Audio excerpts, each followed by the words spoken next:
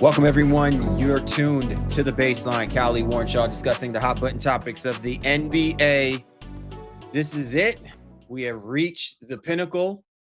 Congratulations to the New York Knicks. They have finally climbed the mountain.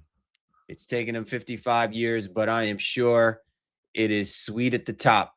And this is their moment to shine. And we'll get into all of that good stuff, man. But quite the remarkable NBA Finals, quite the run by the New York Knicks, quite the run by the San Antonio Spurs. The last two teams standing, but only one can hoist up that Larry O'Brien trophy, and it winds up being the New York Knicks. And so we got a lot of stuff to discuss. Finals.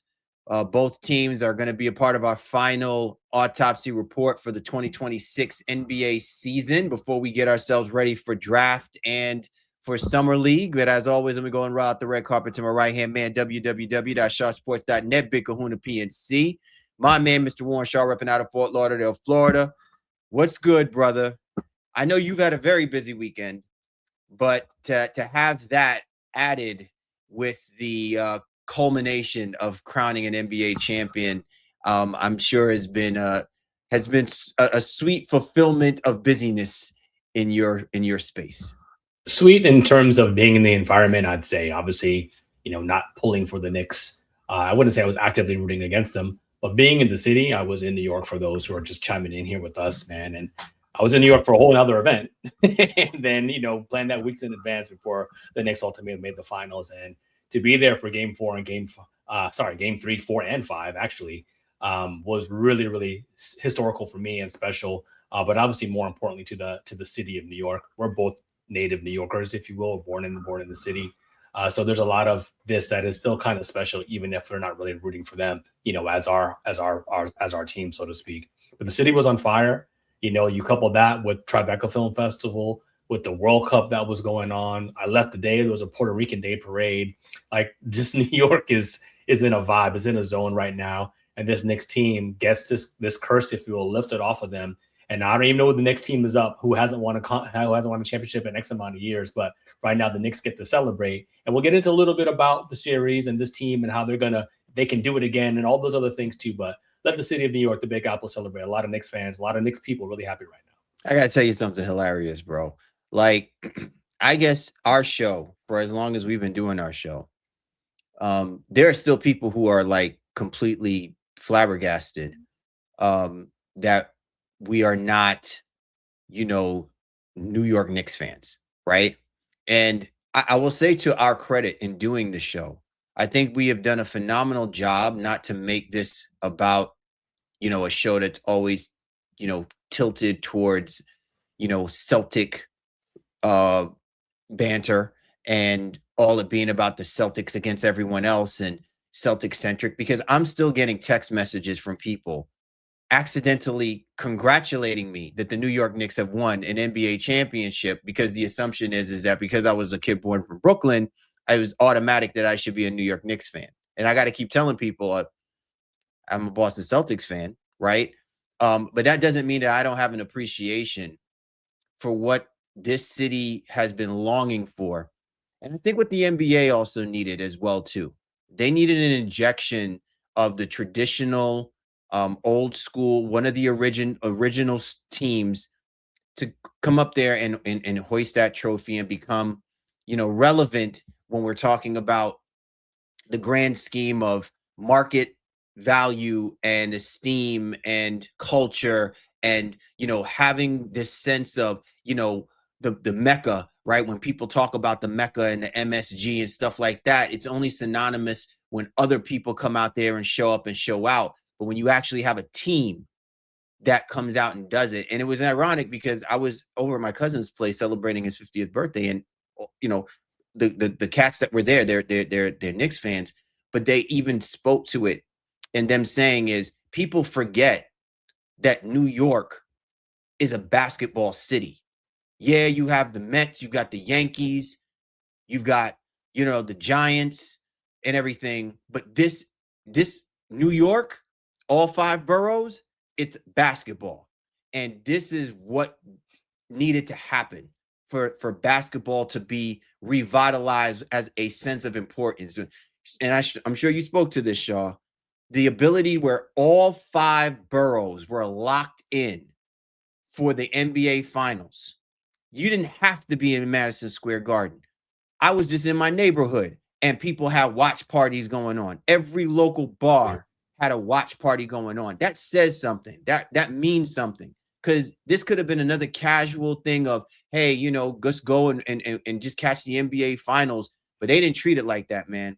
They made this thing so much larger. Like when we say Brooklyn is the planet, New York City was a planet throughout the course of the NBA Finals. And kudos to the New York Knicks nation for staying faithful and believing that this team could actually do this and showing it for us and the rest of the NBA world to properly see, because that's how you support a team who's on the precipice of doing something great and historic. It was a cultural experience, you know, and I think maybe we are a little biased in terms of New York, but to me, New York summertime, there's no better place. Like it is like it really is different, but especially in that moment, right? For what that meant to the city. And what you said was true, because I remember walking through a random neighborhood in Brooklyn, and it's primarily bars, and all the bars were bustling and busting out the doors. People standing for hours at a time to watch the game. Our guy Gerald was in the Bronx. I was in Brooklyn. I saw people in Queens, right? And so obviously Manhattan. I got people in Jersey as well too, right? You know what I'm saying? Just the whole tri-state area in a very, very meaningful way. But Knicks fans in the community showed out throughout the course of the playoffs, but even more specific within the NBA Finals, even traveling to San Antonio with the droves that they did. Like I said, I was at Tribeca. It came up at every single screening or event that I was at. You know, it was just really palpable. I'm seeing soccer moms, you know, with Knicks hats and stuff like that as well too, walking their dogs. Dogs have Knicks gears on. Like it was a wild situation, and maybe sure there are probably a couple of hanger-ons and jumping on into the moment type of situation. But at the end of the day, the city was truly alive. And I live in Miami, and when the Heat were at their pinnacle, it is a little bit fair weather. I'm not taking shots at the community here, but it's not like that. Like everybody is a Knicks fan, as you will. Brooklyn came into this a long time ago, and they just haven't been able to capture the hearts, you know, of the city in the way that the Knicks kind of always have.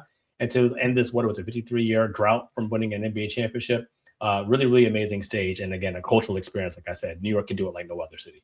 Absolutely, man. So listen, we got a lot of stuff we're going to get into. We're going to talk about the NBA Finals, and then we'll get into our autopsy report, where we'll basically break down both of these teams respectively. So we got a lot happening, and as always, man, we appreciate you and yours for hopping on board with this. Be sure to get at my man at The Warren Shaw, or you can get at me at GameFace Lee, the show's Twitter handle, at NBA Baseline, available on all the major platforms. You know where to find us. Go to www.thebaselineNBA.com. Not check this episode out, but also the archive of episodes that we have been rolling out for your listening pleasure. And if you're seeing this on the YouTube channel and you see that blue and white logo down the lower corner of the screen, that means we're rocking with the 19 Media Group family. 19 Media Group be running these content streets, so be sure to check out not just us, but also the great family of content creators that are down with the 19 Media Group family. As always, my man Shaw alluded to it. 19 Media Group be doing big things. Just fresh off of representation at the Tribeca Film Festival, doing it big up in the NY. So definitely check out the interviews and all of the great stuff that my man Shaw was able to capture. Check out his podcast, Dope Interviews, man. He has just been lining them up and knocking them out. Just great guests on tap and great conversations. As my man, you're Nick. You're arguably the Larry King of this interview space, my friend. So you know. Get people need to get on board, man. They want to get queued up, you know what I'm saying? Have a good conversation, you know what I'm saying? Something to sip the coffee with.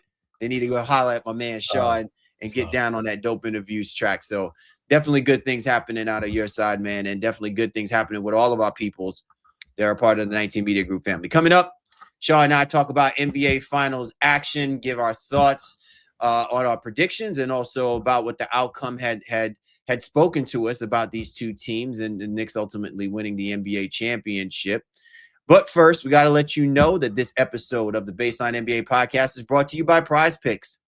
A new NBA champion has been crowned, but the action doesn't stop on Prize Picks because the finals have concluded. The entire summer of soccer is on Prize Picks, all 48 countries in every matchup. And if you rep your side during the tournament on Prize Picks, you could win a trip to the finals in New York. It's the biggest tournament ever, which means there's even more opportunities to cash in while you root for your favorite national sides and global soccer superstars. I think I'm going to get into a little soccer action this summer with Prize Picks. They're offering everything from group stage winners to goals scored. And don't forget, women's basketball and baseball are also heating up. What's cool is that you can stack game winners from soccer, the W, and baseball on top of my player picks for even bigger payouts. So now that there's even more ways to play and win big when I get my picks right, and I can make all my picks in the app with Prize Picks, which is America's #1 sports pick app. Conveniently, Prize Picks is available in all 50 states, including California, Texas, Georgia, and Florida. Download the Prize Picks app today and get $50 in daily fantasy lineups. And when you play your first $5 lineup, when you use the code CLNS, that's code CLNS to get $50 in daily fantasy lineups. When you play your first $5 lineup, Prize Picks, a preferred partner of the NBA. Coming up, Sean and I talk about the NBA Finals. Don't go anywhere. All right, we are back. Callie Warren Shaw, Baseline NBA Podcast. Time for us to have this conversation about the NBA Finals, right? I mean, it's obviously a foregone conclusion. New York Knicks are the champions. But, I'd be remiss if we didn't, kind of break down what we saw a little bit, highlight that, because obviously it's going to kind of segue us into the conversations about, what these teams are going to have to address when it comes to their off season. And obviously the big question that you even mentioned here too is, can we have a repeat of this year's NBA Finals between these two franchises? So first I'm going to roll out the carpet to you, Shaw. I needed a day or two for me to really kind of collect my thoughts. I know that there has been a lot of fervor, a lot of ire, and a lot of, butane being thrown at the San Antonio Spurs. And I think part of, when you're in this space of us podcasting, it's easy to kind of, go in and just throw out loaded responses, and it may even sound controversial and things of that nature. But I do want to be very much tempered in my approach about how we're going to discuss what we saw from the finals and why we can't just within its own, within the finals itself. That is one perspective to look at both of these teams, but then also in its totality, when you look at what the teams had to do to get here in order for us to bring proper perspective to it. So I'm gonna first let you go ahead and kind of chime in on what your thoughts were regarding the NBA Finals. I'm saying, was it exciting for you? Did you feel like we did have the two best teams competing, in the NBA Finals, and not taking anything away, because everything that they did, they deserve to be in this space? But given the matchups and given the quality of play and everything like that, what were your thoughts regarding the finals? Yeah, I'm going to start at the end, ironically, with kind of what you said in the beginning. I knew the minute the final buzzer sounded that the Knicks would not at least be favored to win the NBA Finals next year, right? Looking way, way far ahead. And the odds are already out, and they're third or fourth. That is preposterous in some ways, but this is the first time that we've seen the repeat, the champion is not the favored champion going into next year, especially when the first odds are kind of coming out. So that seems to think the common man thinks that these weren't necessarily the two best teams, although the Spurs are favored to be the NBA champion, with the Knicks favored somehow behind the Celtics, which I still don't understand. Conversation for another day. At the end of the day, though, when it comes to this series, 5 very competitive games, competitive in very different ways, but we got a Groundhog's Day representation of each game, like it seemed like, especially from the Spurs standpoint. Go up, can't maintain the lead, and ultimately don't get it done. 5 games is a gentleman's sweep, by our basketball terminology, but they were competitive games. And I'm with you. I need to take a day or two, because I think the fire would have been extremely hot to say it was lava hot, get rid of this person and this, that, and the third. The one stance that I still maintain, though, that I switched on, is that Mike Brown coach circles around Mitch Johnson. And we thought that matchup was going to be a little bit more even coming into it. But I think that's where experience did play a factor. And then my other point, too, and I got to let you jump in here, though, is that I'm not as convinced that the Spurs were just so inexperienced. And it's weird, because like you don't forget how to play basketball. They just made like dumb mistakes. Like it was incomprehensible to me, the mistakes that they made. To me, it had nothing to do with experience. And you can say, well, experience is the fact that they haven't been there before and they didn't have a counter to be able to. That's Mitch Johnson's job, to be very honest with you. But to me, it was just like they just lacked composure in a way that I haven't really seen and didn't expect from them, from everything that we saw. And whether Wemby or not was saying, hey, we were still coming off the high of beating OKC in the conference finals, and then they didn't ultimately win a game, and the only game they won was in game 3. That's, I don't know. I'm not sure if I'm buying that. But the Spurs, they have some soul searching to do a little bit, but Mitch Johnson has a lot to answer for. And I'm not saying I'm holding him personally responsible. It's a team loss, but I was really surprised by his inability to answer some of Mike Brown's counters, especially when the games were getting out of hand and they're blowing leads. Yeah. So you unpacked a whole bunch of things. I first was going to start with this particular point, but now that you brought up the Mitch Johnson piece, I'm going to speak to this because, Joe, I think you and I can appreciate this. This is the same sentiment that we had about Joe Mazzulla in his first year coaching. And ultimately, what we saw from him in where our level of disappointment was, is we could not really read whether or not there is that coaching acumen that, you know, is giving us that level of confidence with the talent that you have in really tapping into guys and playing in a way that establishes a level of basketball intellect, right? Tapping into the feel of things. And so what I saw from Mitch Johnson eerily reminded me of that first year with Joe Mazzulla, right? Now, I don't know what that's going to mean. He can turn around, and to your point, the San Antonio Spurs might wind up going right back here to the NBA Finals. It may look like a much better version and actually look like a team that can close the deal. But I will say this. It is very hard for anyone to be sold on that premise or idea when you see how the San Antonio Spurs played the game. And to your point was where I was with that. There were so many more questions about this team and how their approach to the game was that leaves me wondering, will they correct this in a year's time? Because some of the things that they were doing are the kind of things where most players are not even playing on, are not even on rosters. Yeah. You know what I'm saying? Like there are certain things that we saw, right, that makes me wonder, hey, are they getting over because they play in a small market in San Antonio and, you know, they had this quote, I called it organized confusion, you know, how they played. They just played with reckless abandon and no one had an answer for it. Nobody can stop it until you ran against a team that was very much in themselves, very much confident in themselves. And they had a head coach who, like you brought it up, right? You mentioned it before.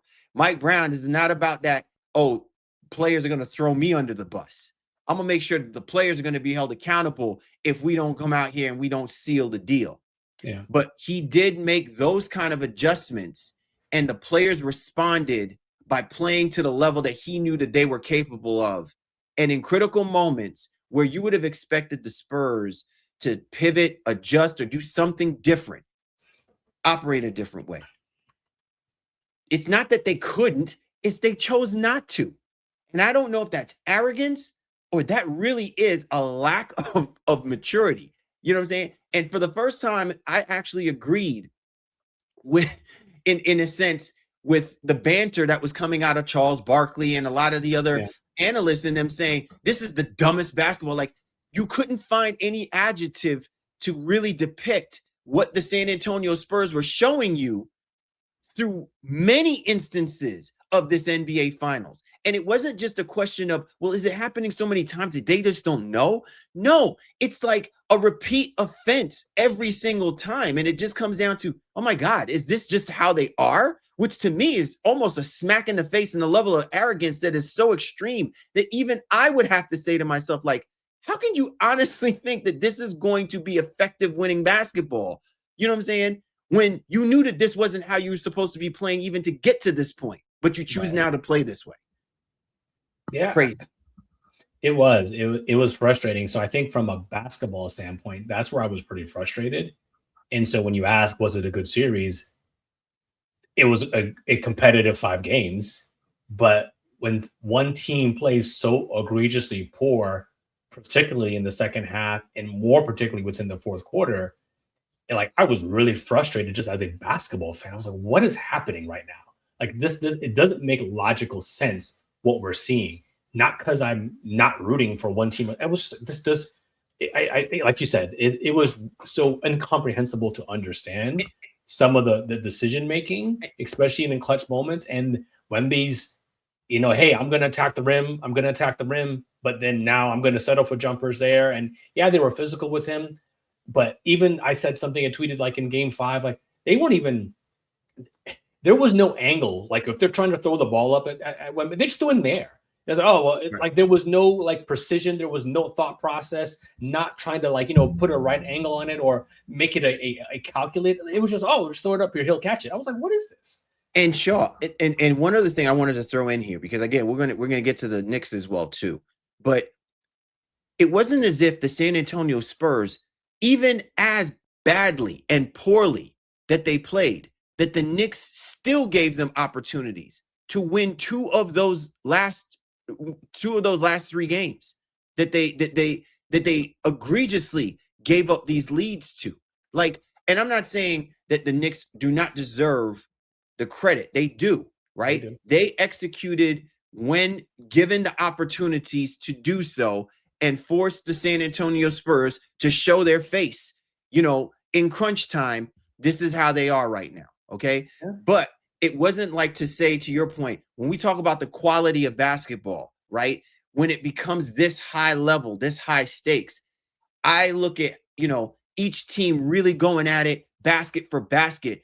Down the stretch, even in those last 2 games, teams, both sides were coughing up the basketball, just, it was sloppy. You know what I'm saying? So it's not like the Spurs, and look, I said the margin for error for the San Antonio Spurs to win this championship was very thin. They could not afford to make the kind of boneheaded mistakes that they were making and then still expect to come out winning any of these games in the series. So it was only until game 3 that they showed us that if they played the way that they were capable of playing and using their physicality and imposing their will, that they could actually keep up with the New York Knicks. But the question was, can they sustain it for 4 quarters? And even in that game, the New York Knicks stayed poised.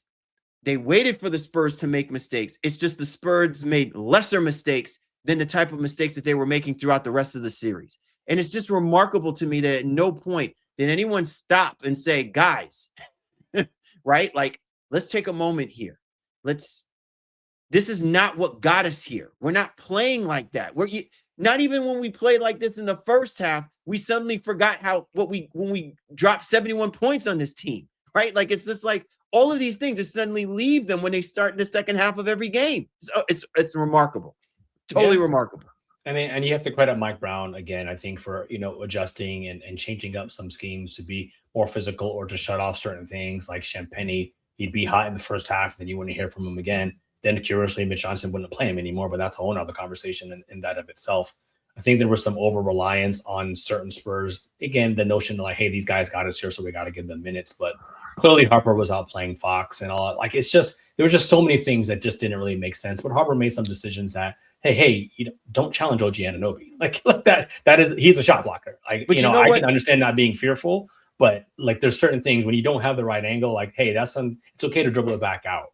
And just throughout the series, we saw just countless mistakes by San Antonio. And I feel like I'm harping on this here right now. This is going to sound like a slap in the face to New York, and it really is not. The Knicks walked them down when they were down after game 2. I said that too.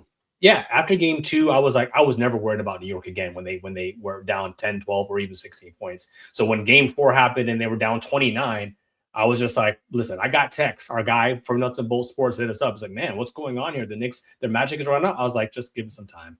Watch. And then, I'm watching it with some friends, and they're like, there's no way this is over. I'm going to bed. I'm like, watch. And then sure enough, like it happens.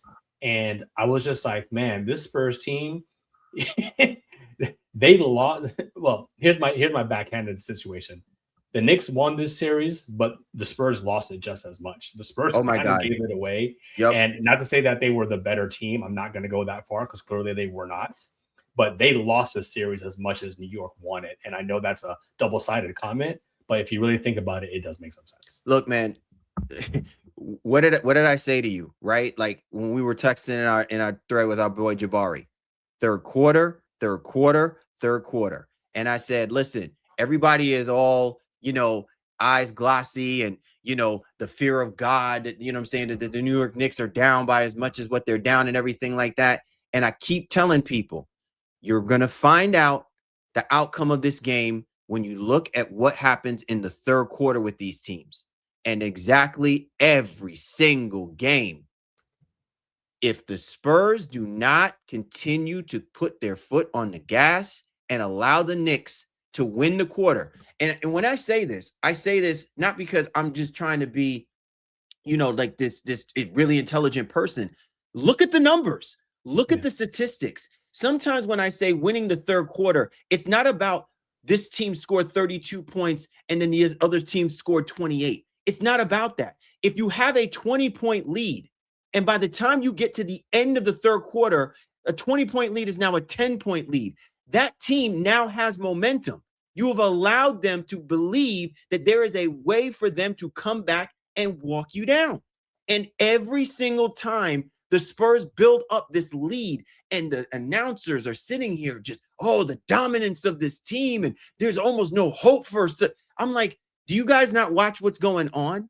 All it takes is a mistake here or there, and it turns into a 5-point swing, a 7-point swing, a 14-0 run. So even if it's a double-digit lead going into the fourth quarter, it still will feel like a one-shot possession because the team that is up is still searching for a way for them to maintain what they lost. And that is a harder mountain to climb than the team that is already riding the wave of momentum, seeing the chinks in your armor, recognizing that you basically shot your load in the first two quarters and you have got nothing left in the tank. And that to me is the part that teams need to recognize and realize. That's why I always keep saying that the third quarter is the most critical when we talk about the NBA Finals. We can sit here and talk about how teams are great the first and second quarter. But if I'm looking at a team that historically was up by 29 points, and then I go into the fourth quarter and it's now a 15-point lead, I am questioning more about the team that gave up those points in the third quarter to allow that double-digit lead to now become a very small deficit, rather than saying, why is it not a 39-point lead? Why is it not a 49-point lead? And that to me was the other difference that we saw with the New York Knicks. When the New York Knicks went to close out the Atlanta Hawks, and this is the reason why I said that the Spurs had very little room for error. When the Knicks jump out on teams, they bludgeoned teams to death and gave them no chance. So it was only unless the team showed some level of competitiveness through the first three quarters did you say to yourself, well, maybe the Knicks might or might not be able to do things. But when you're blitzing a team and they're up by 29 points after the first quarter, then by halftime, you're up by 39 points. I don't worry about that. You know what I'm saying? Because you have shown me that you know how to keep your foot on the gas. But at no point have I ever felt like that with any of the teams in the Western Conference, especially the San Antonio Spurs. And they showed themselves. Let me put it this way. They showed their ass by doing what they did in that second half, and how they did it spoke more to me about what I have to question regarding the Spurs. And we'll talk about that in a little bit when we get into the autopsy report. Yeah, final note I'll say is that I knew the Spurs were cooked in game 4. When Wemby started talking stuff to Mitchell Robinson and saying, I'm in your head, I was like, this is not your game. Like, just hoop. And sure enough, again, all those things went away and Robinson had another big offensive rebound and just so many things that just the Spurs weren't able to answer. And as we'll get into the Spurs, like their autopsy officially here on the other side of the break here, but just not having another lever to pull was tough, I think, for Mitch Johnson. So while I give him maybe a little bit of grace, if you have like 4 veterans on your roster, but they're not playable in Plumlee, Biyombo, and Olynyk and Barnes, like they're just roster, like they're just here. Like, what is that? So now you just have nobody else you can even put in there. And Keldon Johnson was abysmal the entirety of the series. He was abysmal most of the playoffs, despite being the 6th man of the year. And so like there's just things that just did not go the way that they were supposed to for San Antonio. But credit that Knicks team, because again, Mike Brown, he would run out there with lineups with Alvarado and Bridges and Shamet. He was just like, okay. So he got burned in game 4, in game 3 a little bit with that. He went with that lineup a little bit too long, but they had some success, in game 2 and gave Brunson some time off. So he was I think he used that as it played the long game, right? But that again is to your point, Shaw. Last year's New York Knicks team, it would have been hard to find out whether or not they had anything left in the tank because Tom Thibodeau always played with a short roster. This was the first time that we actually saw, and I give credit to Mike Brown because he was like this in San Antonio. And I think he also learned that with his experience as an assistant head coach under Steve Kerr, playing, coaching with the Golden State Warriors, that you need to have confidence in your 7th, your 8th, your 9th, no different than your 6th. And for him to be able to do that, and this was the perfect series to do that. We can sit here and question whether or not guys like Landry Shamet and Deuce McBride and Alvarado and those guys are going to be able to match up when you have an equally deep bench, like an equally opposing deep bench, with a coach who's going to use and deploy them the same way Mike Brown would have had to deploy them. That really is what will have us having those conversations about, who strategically really, X's and O's-ing, X and O'ing the whole situation out for us to really talk about the nuances of basketball. But I just think from an aesthetic standpoint, there was obviously a lot more confidence in Mike Brown's ability to use his roster the way it was meant to be used than the way that we saw how Mitch Johnson was using his roster throughout the finals, which to me is just crazy because it didn't seem like he had that problem when they needed to make this run to get to the NBA finals. And then suddenly he just abandons it. It's just inexplicable to me. Yeah, the Knicks had answers. And it's funny how the series started is definitely not how it ended. Cat kind of dominating Wemby was no longer the storyline at the end of the series, and it didn't matter. So the Knicks were able to continue to oscillate who they were, pull different levers in essence to be able to bridge them to the next thing that needed to happen, ultimately for Brunson primarily to close things out pretty much in every single game, coupled by, again, great key plays by Hart and Bridges at times and Mitchell Robinson at times as well. It was a really interesting thing to watch and truly a cohesive win for the Knicks, who just really turned into a whole other team after that Atlanta series. And I will say this, listen, we didn't really talk too much about, the Knicks roster in and of itself.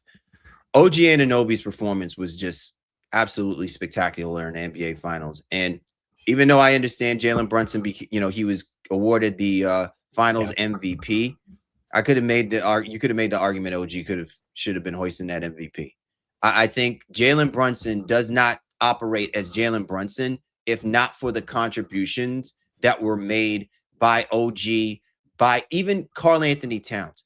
I know that we're not going to talk a whole lot about that because, we're not going to associate Karl-Anthony Towns as that is the most dominant of those because everybody was in awe about more Victor Wembanyama and what he was supposed to be doing or what the expectations of what he was supposed to be doing for this NBA Finals.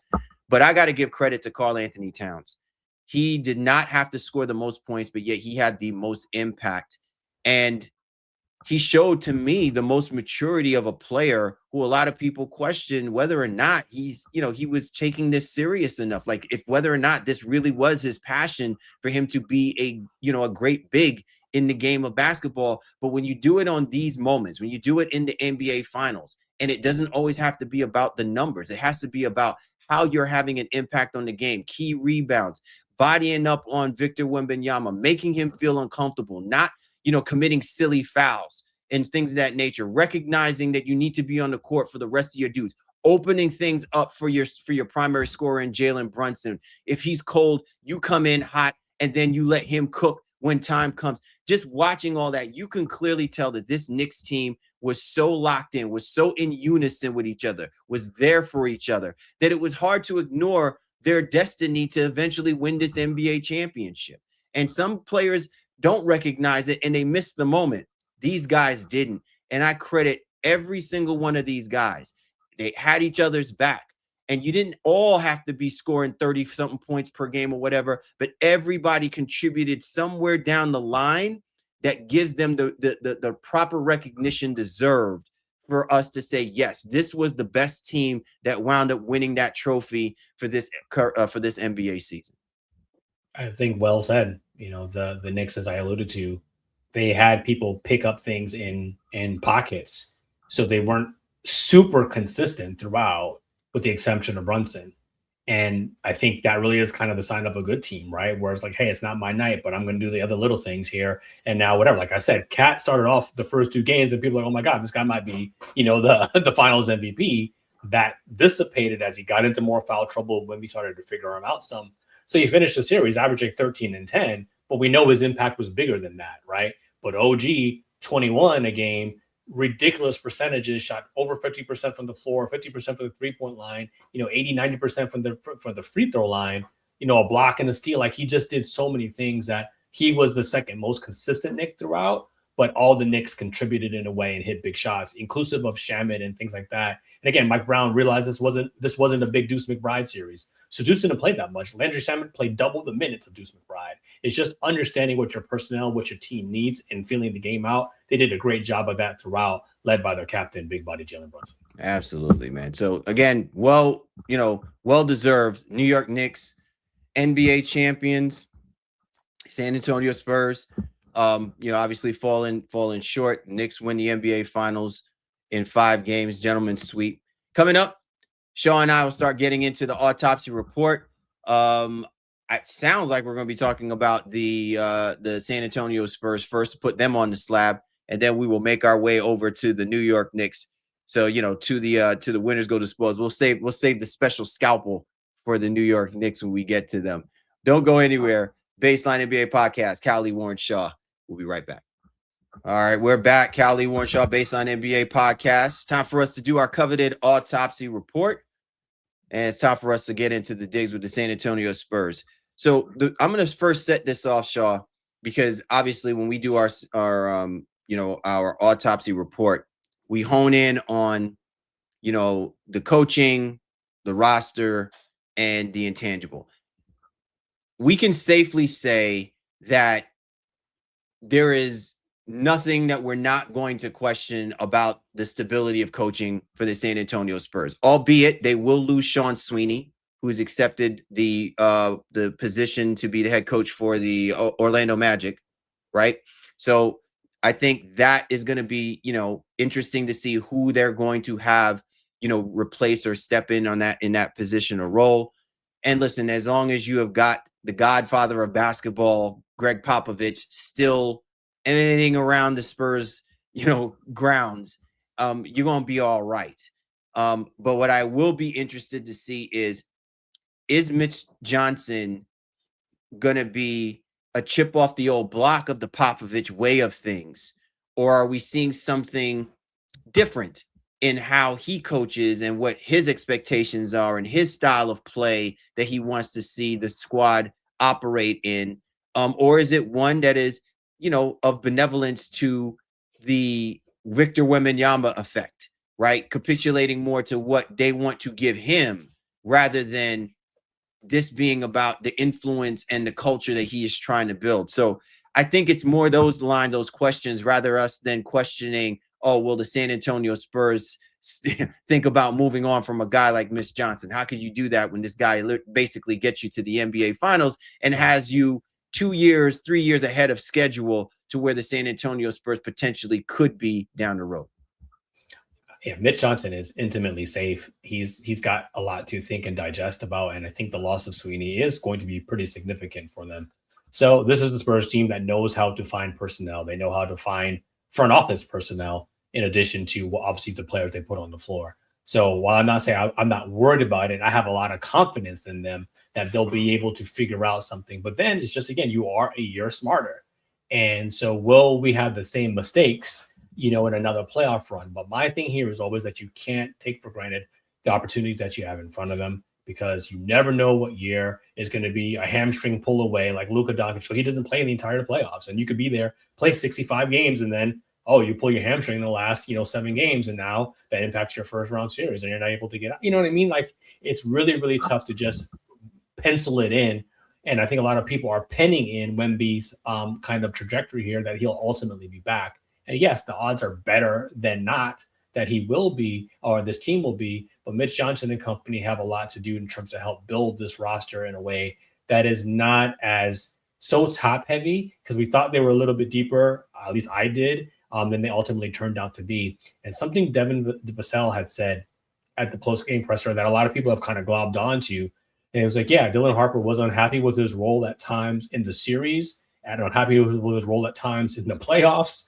And I don't know what that means for what they're going to do next year specifically, because that's something that Mitch Johnson, and the executive Brian Wright, they're going to have to figure out how that's all going to play out here going into next year if the Spurs are going to continue to be the 60-plus win team that makes deep runs into the playoffs. I think it's interesting that Devin actually chose to express those comments. Again, to your point, we could be talking about the maturity of this team. Maybe the level of transparency is great for the media. I don't know how that is actually great internally within the locker room. But if that is the sentiment that a player has, and let's keep in mind, that's his teammate. So not only is he speaking on behalf of his teammate, I think he's also speaking on behalf from a personal perspective, because he believed that Dylan Harper being on that basketball court more than what he was given opportunities to would have helped or enabled the San Antonio Spurs to be a better team offensively, would have been more offensively effective or offensively efficient. So I find it interesting that he became the mouthpiece to that, because to me, if you're talking about where it should be coming from, you probably would say maybe Stephon Castle, maybe Victor Wembanyama, you know what I'm saying? But it's coming from him, right? So I to your point, Shaw, I find that to be a very interesting dynamic that we should pay attention to, because again, if you're Mitch Johnson, you're going to have to speak to that, right? Now you're going to have to answer those questions, especially with what the dynamic of this team is going to look like going into next season, okay?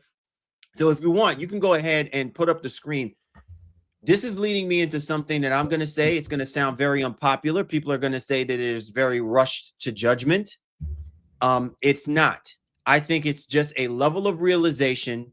And I think the NBA Finals really just kind of put a cherry on top of the sundae of my perspective of this. There is no way that you're going to have an effective offensive team if you're the San Antonio Spurs with De'Aaron Fox and Stephon Castle as your backcourt. You're going to have to make a decision. And I know it's going to be tough because there's a lot of money owed to De'Aaron Fox. But if you're talking about the growth of Stephon Castle, and the expectation is that he is going to be your point guard of the future, right? De'Aaron Fox and him can't be on the court at the same time. That is just way too much ineffective backcourt shooting and way too much ineffective backcourt play for a San Antonio Spurs team that's going to be expected to go back to the Western Conference Finals, ultimately try to repeat to go back to the NBA Finals. They got away with it because Stephon Castle is just that dynamic of a guard that can, as a defensive team, that they were really good. But you can clearly see they are not an offensively efficient basketball team with that backcourt. And a big decision is going to have to be made. And I guess it's ironic that, Devin Vassell is basically saying that Dylan Harper is not getting enough minutes, because you're going to have to make that decision. Dylan Harper arguably should be your two guard.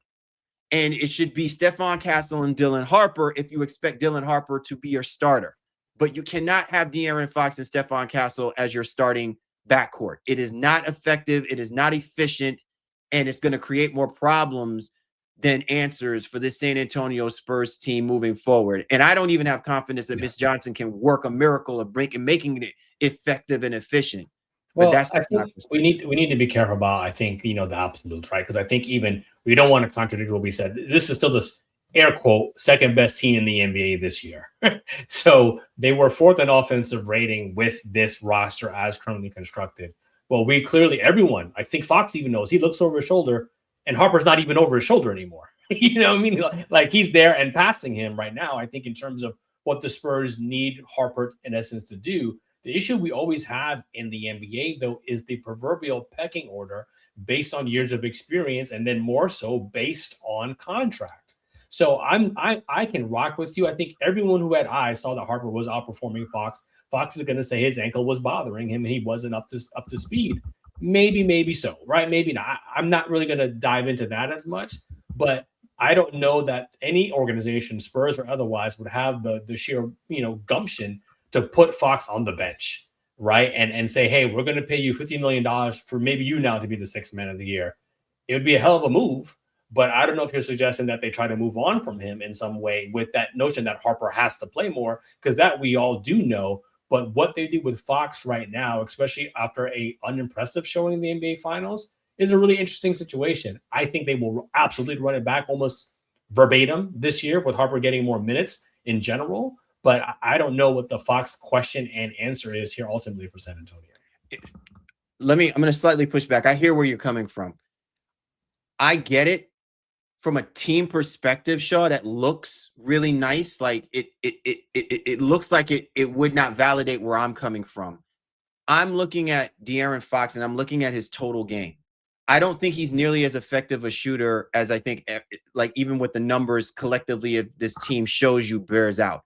And eventually, if Mitch Johnson is shifting this team to be a more three-point oriented basketball team, I think it nullifies De'Aaron Fox's actual strength, which is in transition and speed of basketball, right? So to me, if this is more going to be about the dominance of the San Antonio Spurs in their half-court game, I can see a world of Stephon Castle having the ball, getting the ball to Wemby, them doing their thing, and I can see more of a Dylan Harper effect, him playing more downhill effectively and a lot more efficiently than with De'Aaron Fox. I don't want to make this comparison and say De'Aaron Fox is not a starting guard. What I'm saying is when I look at the dynamic of this team, there is not much more versatility and there's not much more placement for De'Aaron Fox because outside of his speed, which again can be compromised because he's never 100% with his ankle, but outside of it in open transition, De'Aaron Fox is effective. Everything else, it's all up for grabs. He is not a great passer. He doesn't seem to work nearly as effectively with the pick and pop game with Victor Wembanyama, right? So that's what I'm saying. He feels like a misnomer if a team is going to kind of force them to play that. I have to interrupt because I think what do you want them to do with Fox? You can say it doesn't work, but what do you expect them to do? I seriously think De'Aaron, look, what I'm saying is that I think De'Aaron Fox, there is value for him. I'm not saying bench him. But I think there could be value for him in moving him and getting some pieces that I don't know if whether or not the Spurs is going to have a lot of maneuverability to do, not because of salary, but because of what's available out there. And I just feel like, to me, if you're going to run this back, you have to run this back knowing that you're now putting this on Mitch Johnson to figure out a way for them to be effective in their style of offense. Because you cannot explain to me that a team who does not shoot the three ball well chose to start shooting the three ball out of the blue, and you're telling me that's because the Knicks forced them to do that? No, they believe that they can shoot the three ball well, and they're not a three ball shooting team. None of them are. You know what I'm saying? Except for Victor Wembanyama, who, in my opinion, his game is going to have to be dictated by what they do in the front court. So you either have to change it up with your three or your four, or you really have to look at the dynamic of what your backcourt is giving you if you want to get that style of offense going. And that, to me, is the problem that I saw more than anything with this San Antonio Spurs team. Now, who knows? Maybe they may find it next year. But if you're telling me that this team has got to get better at the three ball, you're telling me De'Aaron Fox is going to shoot the three ball better? No. I don't know if I'm getting in on the same board with that. I think just if the answer is so complicated because of the salary and what we just saw. So I think, again, Twitter is always like, well, they got to get rid of him. It's one thing when Barkley saying you got to bench him right now. And I was in agreement with that, I think, as you were, primarily because like his ankle's not right. He's not playing well. He wasn't in the right headspace. But again, a year removed from that, what is he like next year? Does he bounce back? And yeah, he's owed like $48 million next year. And then it's going to jump up to like 52. Then by the time it's over, it's like over at $60 million. Like it's pretty expensive to keep De'Aaron Fox. So I don't know in the Harper equation where Harper gets more minutes, is it at the expense of Fox specifically? Do they run, that more 3-guard lineup out there with Vassell? Sorry, I keep saying his name wrong. Devin Vassell or Julian Champagnie? Like, those are the two things that I'm not really sure about. All we know is Harper needs more minutes. But the Spurs do have assets. They have assets in terms of cap flexibility. Yes, Wemby is extension eligible, but either way, it won't come onto the books until 27. So awesome. 27, 28 rather. And Castle will be extension eligible. Awesome. Still won't be on the books until after the fact. So going into next year specifically, armed with a bunch of picks, armed with proverbial assets and expirings or whatever, Harrison Barnes off the books, Biyombo off the books, Mason Plumlee off the books, Olynyk, all those guys that weren't really playing, Jordan McLaughlin, Lindsey Water, all those guys off the books. Who else is not going to want to hitch their wagon to Victor Wembanyama and what the Spurs team can ultimately be? So I think and feel that they will be okay. They'll find something in the draft or they'll move up and figure that out. I just don't know that they'll have the market, for Fox. And I don't think this is a team that will be willing to take pennies on the dollar on him when he didn't have a great showing here. So I think the question is, do they go back and run it back as currently constructed in terms of their starting lineup and understand that Harper will eat into those minutes along the way? Or do they just say, F it, we'll bring Fox off the bench? Who do you think should be the primary ball handler, Shaw? Right now, ironically, the best ball handler is Castle. Fox is supposed to be the guy that can slow them down per se, but we saw Castle have, what did he have, like 11 turnovers in the first, almost like 18 turnovers in the first 2 games. So there's still times where he's a little bit erratic. I don't think Harper is a natural distributor in the way that maybe we'd like him to be. He's more of a finisher and slashing guard. None of them shoot the 3-ball exceptionally well, but somehow this team was still 15th in 3-point percentage, so middle of the pack. I guess you credit Champagnie, the hard start that Harrison Barnes had as well too. But play creation is kind of done a little bit by committee, with Castle trying to take the lead reins when it comes to that decision. Yeah, and I guess to me that's part of what my concern is when the ball sticks in De'Aaron Fox's hands. Stephon Castle is still learning how to be relevant in that offense and be effective. And I think that's part of that growth process as well, too, for Victor Wembanyama. He has to do a better job of not just establishing himself first primary, even though that's always the case. He's got to learn how to be able to help establish openings for his other players to be effective in their spaces, right? And so that's part of the question of what kind of offense are you trying to run where everybody is going to get an opportunity to thrive? Like there's almost a plan A, B, C that goes on rather than it just being plan A and then throw up whatever you can get for B, C, D. You get what I'm saying? Like that. And that's on Mitch Johnson. But again, a lot of it comes down to what are you seeing from what your personnel is giving you?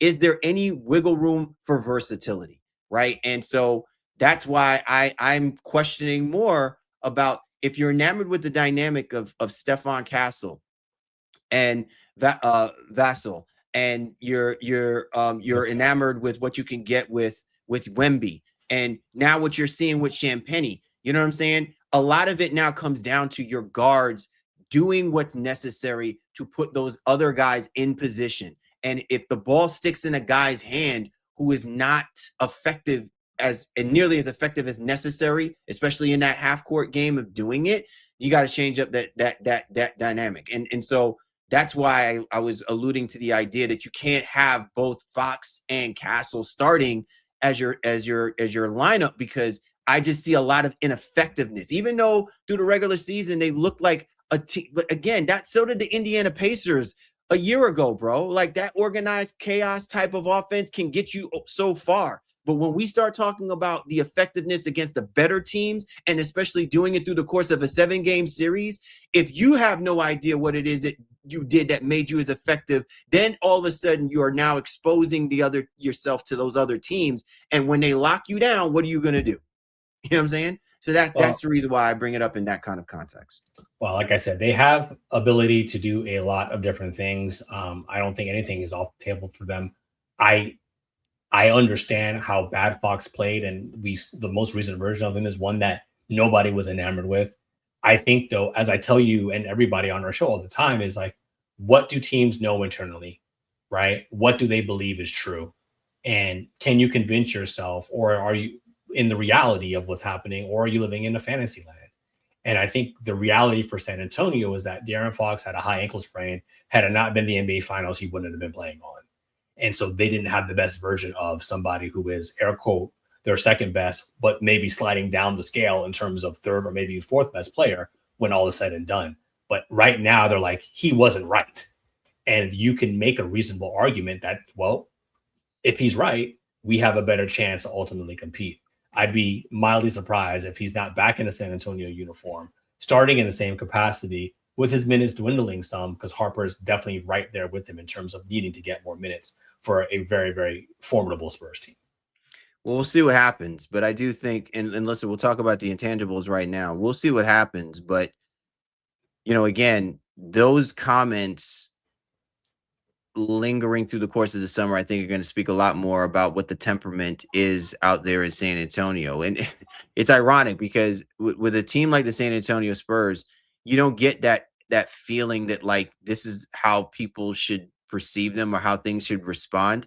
I'm going to say this as well too, as and again, this is going to be part of that learning curve in what we're expecting to see from Victor Wembanyama. I hope people understand that if Victor Wembanyama does not show a level of improvement in his style of play against teams that clearly respect you and are going to be formidable to you, if you do not show a level of versatility, I want people to have the same kind of energy that they give about Rudy Gobert that you should be given about Victor Wembanyama, because this is how they play. This is their style of play. And it's going to be on to Victor Wembanyama to do what is necessary to put himself in that best position so that he can quiet all of not just the negativity, but clearly what we saw are flaws in his game, right? And it's going to be the same things that we're going to be talking about with guys like Chet Holmgren, right? We clearly see flaws in the game. So we're going to see what this offseason really, what they're honing in on and what their expectations are. People are talking about, oh, he needs to bulk up. He didn't need to bulk up. He just needed to stop with all the histrionics and stop with all that stupidness that was going on. And if he was as determined as he was when he was trying to get the MVP and locked in that kind of mode, he would have probably been a lot more dominant than what he gave himself opportunities in doing. There were so many things that were going on, not just in that NBA Finals, but we even saw this in the Western Conference Finals and in the semifinals. Little things that were still telling me that Victor Wembanyama, if maybe it's youth, is that he's young, he still doesn't get it, whatever the case may be, but you push his buttons and he gets into a mode that is more self-absorbed than team-absorbed. And so those are the things that you have to be careful of, because now they've got a mountain to climb if you're the San Antonio Spurs. This is not just about them getting back to the NBA Finals, Shaw. They are now part of that history, right, where they allowed the largest deficit, right, to be come back on and lose. And then on top of that, you lose you lose in the NBA Finals, right, to the New York Knicks.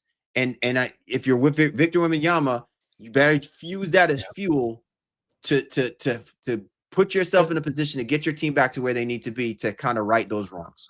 There's a mental aspect that the entire team is going to have to reckon with. I'm not trying to make a tongue-in-cheek joke, but Victor was practicing his monks, and I think he's going to need to settle. Right, he is very intense, and I think he does need opportunities to rebalance himself, as does Stephon Castle as well. I think there's times where he gets a little ahead of over his skis, as the terminology is phrased. But Wemby also needs to work on his game some. And I would agree it's not as much as the physical, like I need more muscle. It's his conditioning. The fact that, in an NBA final, like you can't rely on your star to just go out there and play. And on the other side, Brunson was taking breaks too. I get it. So I'm not saying that you need to play a full 48, but we've seen Brunson play a full 48 before. Maybe that was the Tom Thibodeau ways, right? But I think, with your season on the line, like I got to have my guy out there, right? And, call timeout strategically and those types of things. And it's not so much that even have to play a full 48, but he needs such consistent breaks that, and the team makes these really big runs when he's not out there. And that's tough. So his conditioning has got to be better. If he's determined to try to play create, then you're going to have to tighten the handle. Otherwise, stop dribbling the basketball. Like there's just no two ways about it. Like I'm not going to be mad at you if that's what you want to do, but then you need to be able to do that and work on that. Otherwise, you need to be rim running, setting screens, rolling, picking, and popping more so than trying to play create, or unless you're doing it more, not Jokic style, because Jokic dribbles the ball up, but more like, hey, I'm trying to oversee things from the elbows. But if you're going to put on the floor, that has to be a skill you work on. Otherwise, stop. Just stop. Put that away. You know what I mean? And work on the conditioning. And I think everything else will kind of come together. Yeah, absolutely. You're tuned to The Baseline. Callie, Warren, Shaw discussing the hot button topics of the NBA. Coming up, Shaw and I talk about the New York Knicks. There's not a whole lot to talk about, man. This is one of those teams. This team is still alive and popping. We're not trying to kill them or nothing like that, man. We're just hoping that they're able to replicate what they're able to do. Is it possible? Don't know. Got to let you know though. If you're grinding like it's the playoffs, the last thing you need to worry about is laundry. And that's where No Scrubs comes in. They're the fastest wash and fold laundry delivery service out there. Your laundry is picked up, clean, folded, and back to you in as little as 4 hours. Same-day delivery, affordable pricing, handled by the pros. Free up some time and let No Scrubs handle the dirty work. Head to 19mediagroup.com/sponsorship. Click the No Scrubs logo and get your game right. That's 19mediagroup.com/sponsorship and hit the No Scrubs logo. No wasted time, no weak energy, no scrubs. Coming up, Sean and I talk about the Knicks. Don't go anywhere. All right, we're back. Callie, Warren, Shaw, Baseline NBA podcast. All right, man. Final team to put on the slab, man. It's been a wild ride doing the coveted autopsy reports, but I'm glad we're going to go out, in good fashion. As Stephen A. Smith says, orange and blue skies. So let's talk about this New York Knicks team. Impressive run culminates in them winning the championship. This is a savvy, heady, winning basketball team, and they have a winning culture.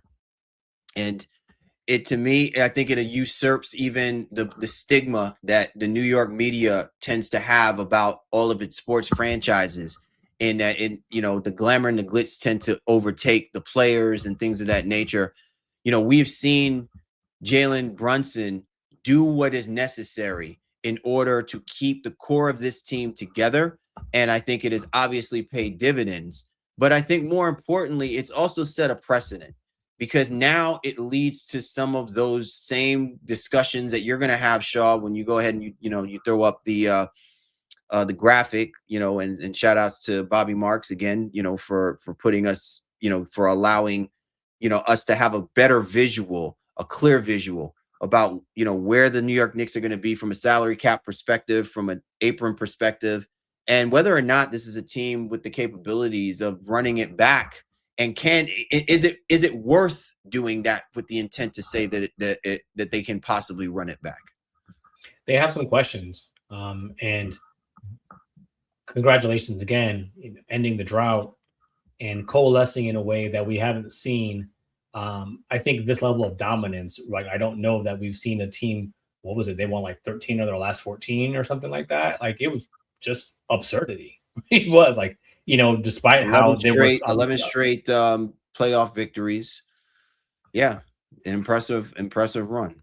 Yeah, and so the evolution of this team really was that last word is so important. They became a team that was connected in every sense of the word, and it's hard to capture that. It's hard to replicate that. And I think that's why we're seeing the odds makers saying, well, yeah, maybe they're not the favorite. Why they're not the favorite in the East, I don't understand, right? I can understand if you think OKC and San Antonio have better overall rosters, but I don't see why they would not be the favorite in the Eastern Conference already right now. I agree. Yeah. But they do have some things to consider, right? So Mitchell Robinson is a key free agent for them. He was only getting $13 million a year, and now he's a free agent, unrestricted. So there's going to be interest there. He's a guy who knows his role. He's not trying to do any more than that. Yes, you're going to shuffle the free throws, but you're going to understand he's going to get you a crap ton of offensive rebounds, and he's going to block some shots. And, is he happy in the role that he's in? And we know he's dealing with some other things as well, too. But is the New York the place for him? He's the longest tenured Knick on top of it as well. So does Dolan now say, you know what? Thank you for your services. We want to keep you, or no, thank you for your services. It's time for us to move on. And then who are you getting? Because now this team is becoming expensive. And will Dolan go into the tax? Will they, right? Because right now they're already at roughly the first apron mark, according to our guy, Bobby Marks. And that's without having Mitchell Robinson on the proverbial books. Landry Shamet, a key piece to this roster now, is also a free agent. Jordan Clarkson, a key piece as well. Maybe not as key piece, but also is a free agent. Cat is extension eligible. I don't think they'll do that just yet, but you win a championship in New York, you should be good forever. According to Knicks fans. So it's getting pretty expensive pretty fast, even going back to the fact that, remember, Brunson took less money a couple of years ago on his extension so that they could build a roster. And the other thing is that Mikal Bridges' extension kicks in next year as well, too. So this team is not cheap. They are in the Mecca. Dolan can afford it, but will he afford it? Will they run it back as currently constructed? Because I'd be curious from your lens, if Mitchell Robinson walks, can they survive that? Or what are some of the holes that you may think this team has ultimately? Yes, I mean, from a starting five perspective, they are, they're formidable. But look, an argument can be made that the Detroit Pistons, they do something, they can get right. The Giannis sweepstakes is clearly out there. And while the New York Knicks will take themselves out of that conversation because by default, they won the championship, right? Like, so there's really, I'm not saying that you shouldn't. I would say if there's a way that you can offset, so to speak, the idea of what you're potentially going to have, but how is that going to work? You cannot break up a team that you win a championship with without trying to run it back, right? And listen, by all accounts, next year is as good as an opportunity for the New York Knicks to repeat themselves to get to the NBA Finals, and then we'll toss it up to whatever destiny calls as to whether or not they can probably become a repeat champion. But listen, we've seen this trend. Nobody is able to repeat. Not under this current climate of how the NBA teams are being structured and the way teams are being put together very quickly to counter the top teams that represent the conferences, right? So there's parity there. I think, the outlier to me is clearly going to be what you're going to give Karl-Anthony Towns, because that is going to determine and dictate how much of this roster in depth perspective you can maintain. You know what I'm saying? Like, look, Jose Alvarado, I think, is going to be an important player. I think he wants to stay. So I think that he's going to try to work with the Knicks as best as possible to do something within reason. Jordan Clarkson can be kind of like an outlier, so to speak, because even he had said it's kind of frustrating not to get those requisite minutes. Alvarado's clearly a better defender. So if it's kind of a toss up on where your needs are. But if everything is focusing its attention to say we have to figure out a way to keep Mitchell Robinson, then that's understandable. But I do think that in some regards, you may be able to get something not the same as Mitchell, but something as comparable, to fill in that gap, barring everybody still maintains their health. And listen, they still have rookie Hooport, who, obviously they have a lot of they have a lot of they believe in him, and they even gave him a few minutes, in the finals and stuff like that. So there's opportunities there, but I do agree with you. It would be nice that there's a little bit more flexibility between what they are going to potentially have to cough up and where they're going to actually land. before we start talking about them hitting that second apron. Yeah, so if you're going to lean into like the cat is secondary playmaker, I'll take that ride with you. Not you, but just in general. Otherwise, if Alvarado walks, then you're really going to be forced to lean into that notion, or you'll need to find another point guard that can really be a point guard, because that's what Alvarado is. Like I said, he's a distributor. He's not necessarily looking for a shot, but he's not fearful either, right? Right. But I'd be curious to, they have Deuce on a very, very affordable contract. He's only getting like $4 million. So, but he's under contract. So there's nothing that they need to do, I think, right now. The key here, obviously, is what does Mitchell Robinson do? What does Alvarado do? Clarkson, I think his services could be replicated by somebody, maybe a little bit, just different, because he's under veteran minimum right now. So he's not terribly expensive. He's 34 years old. So do they want him to return? If it's that number, then I guess it's fine. But this Knicks team is riding high right now. And I think it's just a matter of, do Dolan and company decide, what, hey, we just got to run it back. Like it doesn't matter whoever was here. And that's what we saw Boston do. Like they just paid everybody. everybody got the thing, and we'll figure it out the next year. And then the next year they figured it out, right? And Holiday was gone, and Porzingis was gone, and they made all the necessary cuts. I think we see something similar with the Knicks, although they don't have as many free agents or key free agents as Boston did at that time. But I'd be surprised if this team is not back almost at 95% of what we saw, a couple of days ago. I think that to me is going to be the key. When you get a team like this New York Knicks team, right, who has suffered the hardships that they've suffered and then finally get to the top, it's kind of like saying, okay, what now happens at the top of the mountain, right? Because what happens when you get to the top of the mountain and all of a sudden you have to start coming down, right?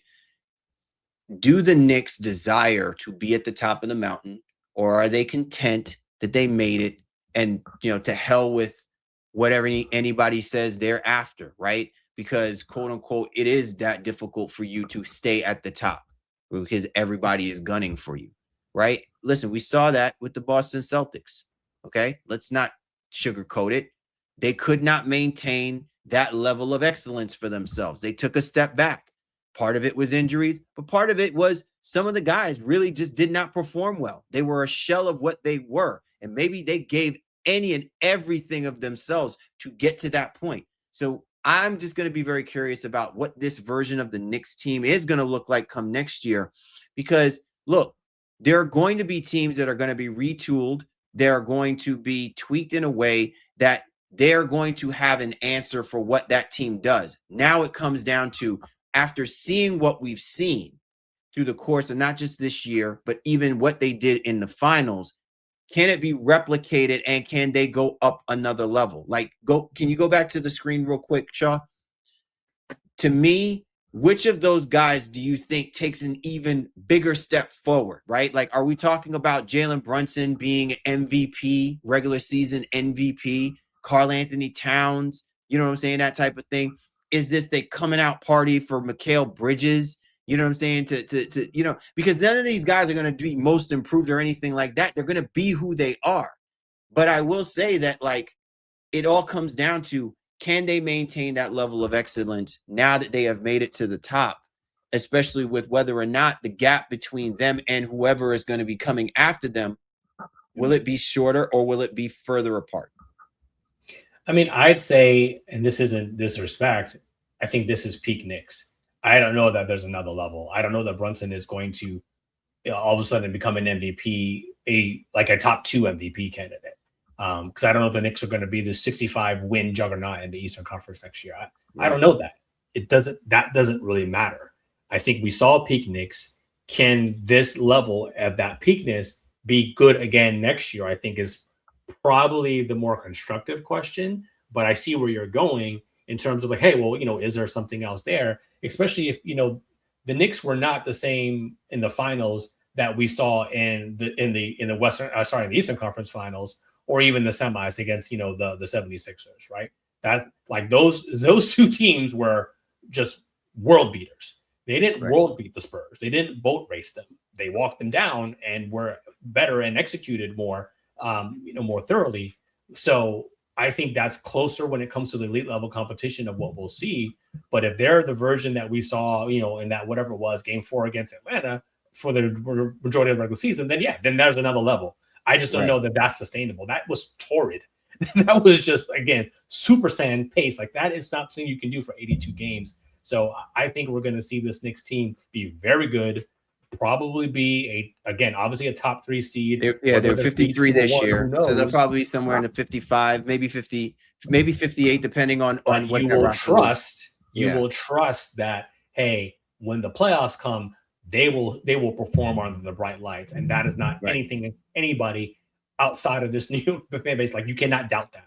You have to have faith and give them the equity here that this is a team that's going to perform when it matters the most. Absolutely, man. So once again, kudos to the New York Knicks. You know what I'm saying? They have revitalized, they have resurrected the heartbeat of basketball here in the Big Apple and as you said, in the tri-state area. And listen, we're happy for them. Now you can join us in the misery of, probably not being able to repeat. Odds makers are saying they won't. Take that for what it's worth. Well, who knows, man? Listen, Jalen Brunson is all about, making all the non-believers believers. So I'm hedging my bets. I'll be honest though, and as much as I've talked about it, like being kind of disrespectful, this would be the team I'd be the most surprised to repeat. So that's probably why it would ultimately happen. Because it's not that I think everything just went right. I just feel like it's so hard to replicate what they captured right now. Like, this was super special. I mean, people should really, really take a moment and appreciate, what they did and how they did it, because I don't think it comes as easily as everyone would make it seem to be. Maybe, some 20-something, 30 years ago, when we talk about, our generation of, teams that were together like this and elevated their dominance year in, year out, it's hard to say, because the way things kind of looked for the New York Knicks getting to this point, it's kind of like, man, look how long it took, right? It's essentially took 4 years for them to get to this space, for them to be able to do that. And it's just difficult to say, okay, now they're going to be able to just walk out and do it for another 4. It's injuries really the whole 9. Like, they lost that one series against Indiana when Brunson was hobbled and Anunoby was hobbled. And like, again, you need so many things to go right. And it's not as if to say that these injuries will not, come back and haunt these guys again. They were healthy, and knock on wood, you're hoping that another run like this, that's exactly how things can turn out and will be. They're all available. They're all healthy. And when healthy, playing at peak performance, the Knicks are probably are going to be as good as any team that you'll see in the NBA. But this is why they've only gotten 1 championship, right? Because that's not how those things play themselves out to be. And we can say that for the Oklahoma City Thunder, for the Denver Nuggets, for the Boston Celtics. These are the champions, within the last 5 years, right? All of them, we were having these conversations saying, come next year, if they're healthy and everyone is on that roster, they should be able to repeat, and it doesn't happen. So they got it done. I'm not going to quote, Brian Windhorst, because he has a great line. He says all the time on his podcast. He's like, hey, winning means you never have to say you're sorry. And the Knicks have won. They don't have to apologize to anybody about how they did it. They got it done. And it's been an amazing thing to watch. And it puts a close to what was a wild 25-26 NBA season. But they are the champions, Cup and NBA Finals champions as well, too. First time that's been done. So yeah, exactly. And Adam Silver smiling ear to ear, right? add a couple more notches of notoriety now. The Emirates Cup has relevancy, right? So absolutely. Anyway, man, this has been a great show. As always, man, I know we had a lot to get into. I know we spent a lot of time speaking about all aspects of things that were Knicks and Spurs, and obviously the NBA Finals. And man, this is just a precursor for us to get ready for what's going to obviously be a very, very interesting NBA draft night. And then things will all then start heading towards what the NBA Summer League is going to kind of look like, and seeing some of these high profile lottery rookies going out there and, giving us about 2 minutes of their time. Just about. It's but it's still without being said that this offseason is going to be interesting. Free agency pops off, and obviously the Giannis sweepstakes will be in full effect as well too. So people need to get themselves ready, man, because it's going to be a hot and heavy offseason, no doubt. We'll be right there with you, everybody. So stay tuned to the baseline, man. It's going to be a lot of fun. Summer is going to be very interesting, just as interesting as this regular season was. And again, we got all the goods, man, to kind of keep everybody locked in. Absolutely, man. So once again, thanks for you and yours for the baseline. Callie, Warren Shaw, we appreciate you guys. You know we do. And we'll catch up with you next time.